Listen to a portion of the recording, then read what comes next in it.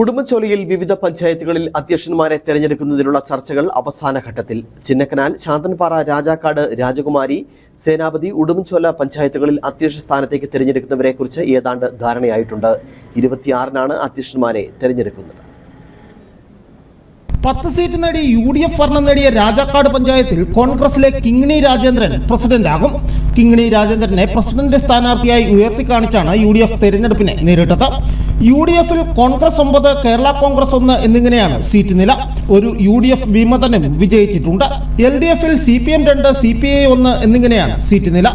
7 വീതം സീറ്റുകൾ നേടി ഇരുമുന്നണികളും ഒപ്പത്തിനൊപ്പം എത്തിയ രാജകുമാരി പഞ്ചായത്തിൽ പ്രസിഡന്റ് സ്ഥാനം SC സംവരണമാണ്.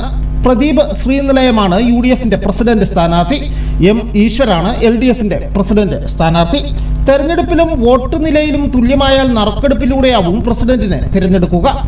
LDFിന് വൻ ഭൂരിപക്ഷമുള്ള ശാന്തൻപാറയിൽ CPMലെ ജിഷ ദിലീപ് പ്രസിഡന്റാകുമെന്നാണ് സൂചന.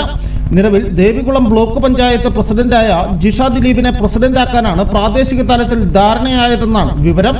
തുടർച്ചയായി 2-ലധികം തവണ അധികാര സ്ഥാനങ്ങളിൽ ഉണ്ടായിരുന്നവർ മാറിക്കൊടുക്കണമെന്ന നിർദ്ദേശം വന്നാൽ മറ്റൊരാൾക്ക് അവസരം നൽകിയേക്കും. LDF 11, UDF 3 എന്നിങ്ങനെയാണ് സീറ്റ് നില. LDF ഭരണം നിലനിർത്തിയ സേനാപതി പഞ്ചായത്തിൽ CPMലെ PP Eldhose president ആയേക്കും.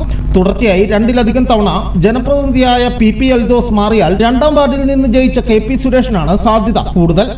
LDF 11, UDF 3 എന്നിങ്ങനെയാണ് പഞ്ചായത്തിലെ സീറ്റ് നില.